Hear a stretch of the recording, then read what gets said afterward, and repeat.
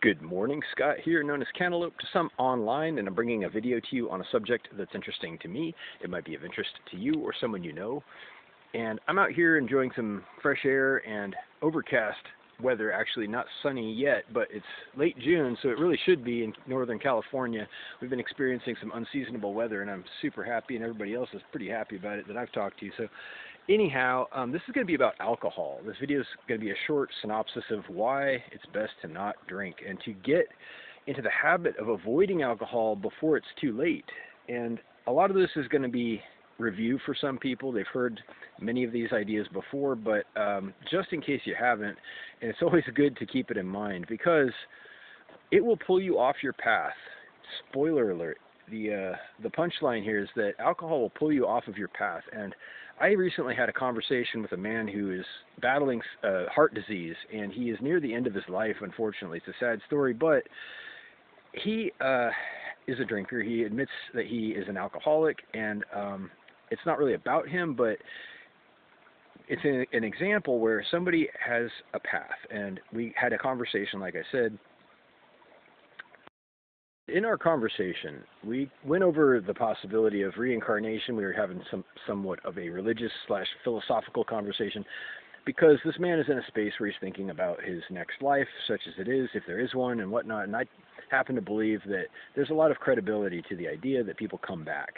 And I've heard this, maybe you've heard this, in Hinduism and Buddhism. There's this idea where you repeat until you get it right. You come back in different forms as different souls or people, and you get a chance to learn again, or learn and grow, hopefully spiritually, and at which point you break the cycle is where you finally live a perfect life, or whatever, close enough to it, right? So that's the idea, and we were talking about this. So I mentioned to him, because I believe it's true, alcohol, however you feel about it, whether you love it, whether you hate it, whether you're indifferent to it, it has the power to pull you off of a righteous path by way of ruining your decisions. Because when you're drunk, when you drink, it's some degree of a lobotomy at that point. It's a temporary lobotomy. It's really the best way to put it that I've heard.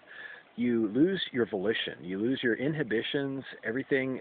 You basically regress to, your lizard form. If you drink enough of it, you become... you have no ability to plan or rationalize effectively or use your brain. It basically turns off the parts of your brain that would be normally involved in making righteous decisions. And, recognizing propriety, planning ahead, all this stuff goes offline by degrees every time you pick up alcohol.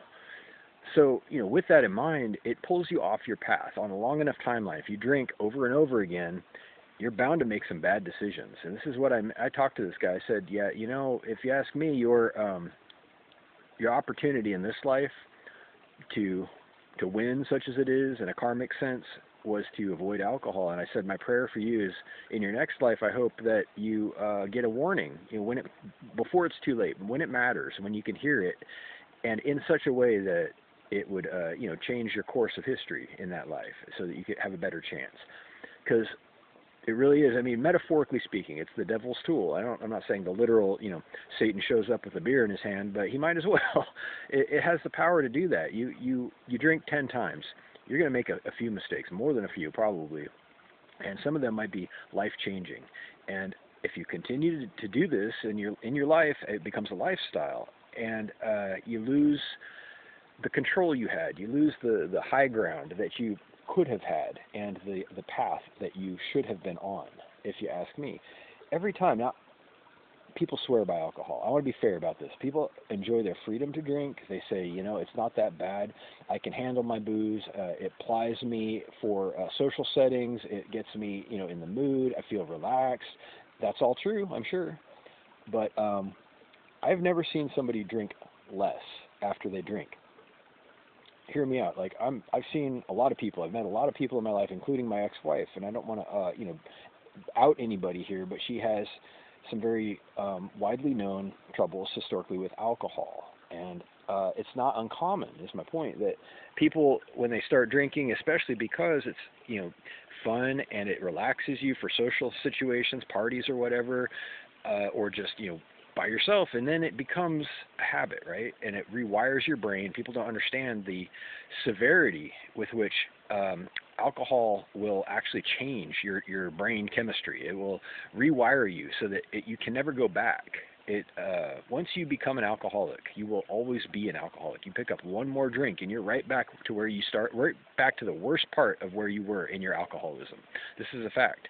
Talk to any seasoned alcoholics and they will tell you they have tried and failed to get back on the wagon. Many of them. They go to AA sometimes, and it's not everybody. There's a small percentage of people who, for some reason, seem to be able to manage their alcohol. But now here's my point. Even the best case scenario where people are, responsible consistently throughout their lives, they never drink less, like I said, but also the product of their drinking, even in social situations and parties and just, enjoying themselves and relaxing, is never actually made better. It's never made better because what you're doing, if you think about it, if you're using alcohol to make yourself more open, more comfortable around people, more to feel, sexy in a romantic situation, or to just, enjoy yourself at a party, what you're doing is you're removing the incentive to learn how to do that without the alcohol. You're not going out of your comfort zone. You're going into your comfort zone and then further into your comfort zone, like beyond nature, with the help of alcohol. So it's like, maybe you've heard this expression, you should try to leave your comfort zone. Sometimes it's okay to be uncomfortable. Sometimes it's okay to have a difficult social situation and confront it without the use of drugs or alcohol, because then you get better at it. They say practice makes perfect. Maybe it doesn't make perfect, but you get better at it. So I don't want to go on and on and on. I don't drink, and I have had enough experiences with alcohol. When I was a teenager, like 17, I had a bad experience. I got really drunk with my friends. We found some vodka, and I was unconscious for a whole day, and I was really lucky that I survived, but